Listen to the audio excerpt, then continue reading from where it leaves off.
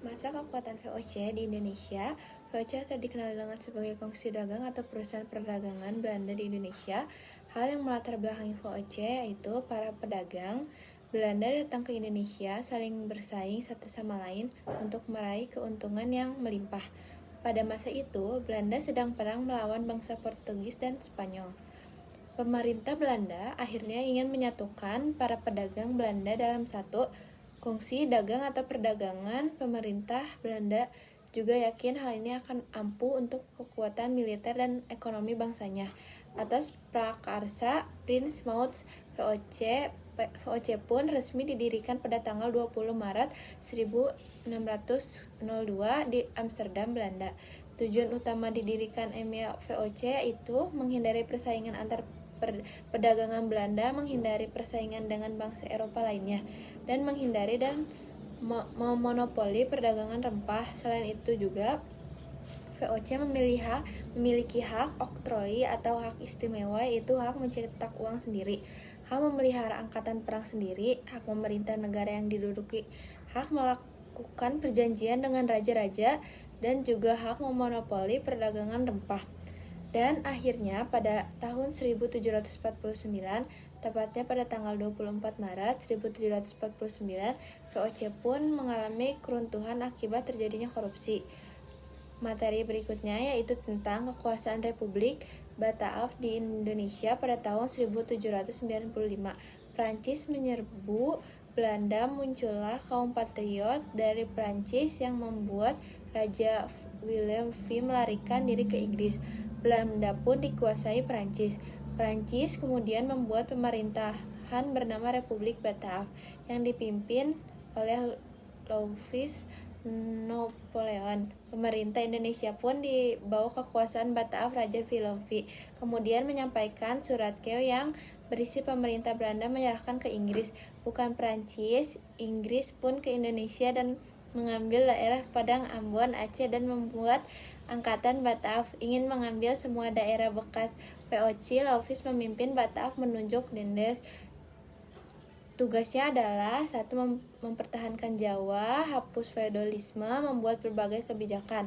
Kebijakan pertahanannya adalah memperbanyak jumlah pasukan, 18.000 orang pribumi, membuat angkatan legion Mangkunegara, membangun jalan raya Anyer Panarukan. Kebijakan politik dan pemerintahan. 1. Mengangkat bupati sebagai pegawai. 2. Membagi Pulau Jawa menjadi 23 keresidenan. Kebijakan peradilan. 3. Peradilan adalah orang Eropa Timur asing pribumi. Buat peraturan pemberantas korupsi.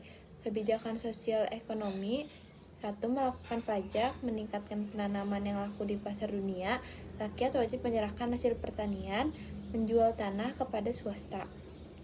Adanya kesalahan kebijakannya itu menjual tanah kepada swasta yang hasilnya untuk diri sendiri, lalu dipecat.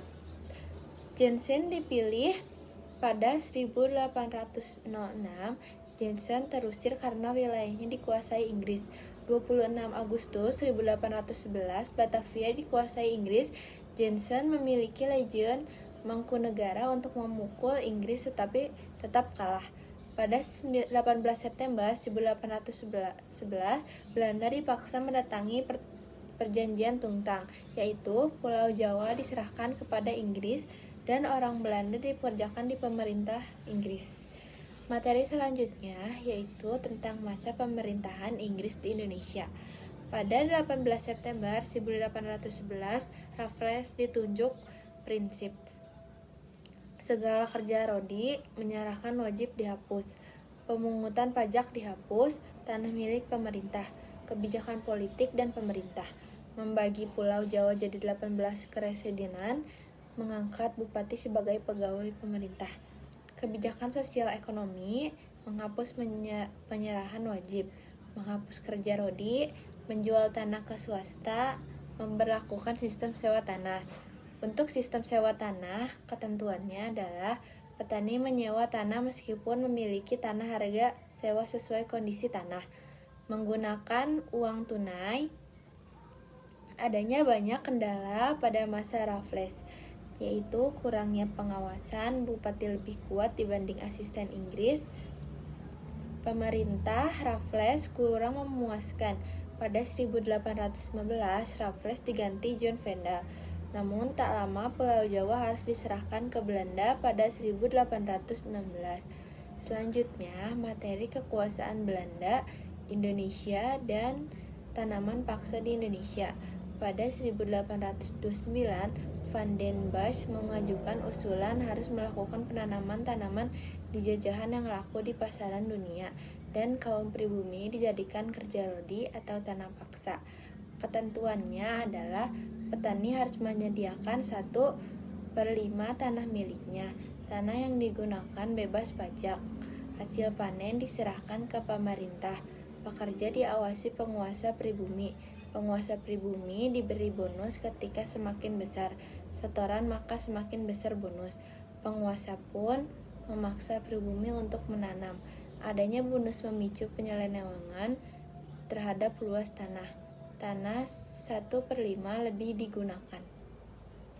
Sistem tanam paksa menimbulkan pro dan kontra. Pada 1860 terbit 2 buku, Striker Contracten oleh Francis Max Havelaar oleh Douce Decker. Sejak itu, sistem paksa mulai dihapus, diganti sistem ekonomi liberal. Kemudian, saya akan menjelaskan tentang politik pintu terbuka. Politik pintu terbuka adalah kebijakan perekonomian Indonesia dibuat kepada swasta untuk pertumbuhan ekonomi dan kesejahteraan. Kebijakan pintu terbuka, sistem tanam paksa dihapuskan, ekonomi diserahkan pada swasta. Ditandai dikeluarkannya Undang-Undang Agraria dan Gula. Pelaksanaan pintu terbuka yaitu 1. Perkebunan tebu, 2. Perkebunan tembakau. Dampaknya adalah memberi keuntungan kepada swasta, hasil mengalir ke Belanda, dan yang terakhir politik etis.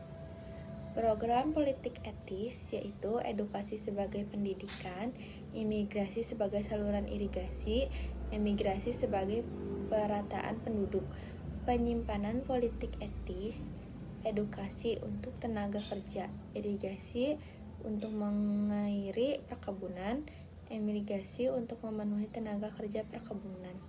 Dampaknya 1. Pembangunan sarana aktivitas pertanian, 2. Pembangunan sarana transportasi.